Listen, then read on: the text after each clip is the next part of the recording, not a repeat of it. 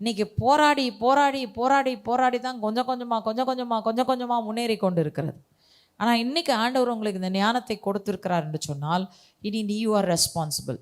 நீங்கள் எங்கே இருக்கிறீங்களோ, எங்கே நீங்கள் செயல்படுறீங்களோ, எல்லா இடத்துலையும் நீங்கள் தேவனுடைய ராஜ்யத்தை கட்டுவதற்கு ஆத்துமாக்களை சாத்தானுடைய கையிலிருந்து கட்டவிழ்ப்பது உங்களுடைய நோக்கமாக இருக்கிறது. ரைட்? ஸோ இப்போது நீங்கள் உங்களுடைய சித்தம் செய்யப்படுவதாக அப்படின்னு நீங்கள் பிரதேசத்துக்காக தேசத்துக்காக எல்லாத்துக்கும் ஜெபம் பண்ணும்போது உங்கள் ப்ரேயர் கார்டை எடுத்து வச்சு யார் யார் பேரை சொல்லி எழுதி வச்சுருக்கீங்களோ அவங்களுக்கும் சேர்த்து அந்த இடத்துல ஜெபம் பண்ணிடுங்க. விளங்குதா? உங்களுடைய சித்தம் செய்யப்படுவதாக ஜெபம் பண்ணுறீங்கல்ல, பலருடைய ரட்சிப்புக்காக ஜெபம் பண்ணுறீங்கல்ல, அதை எடுத்து வச்சு அவங்களுக்கு ஜெபம் பண்ணுங்க. ஆண்டவரே, கட்டுறேன், இவங்க தலை மேலே என்ன அந்தகாரத்தின் ஆவி இருக்குதோ, ரைட்? சும்மா இனிமேல் ஆண்டவரை ரட்சிங்கன்றது மட்டும் இல்லை. இனிமேல் என்ன ஜெபம் பண்ண போகிறீங்க?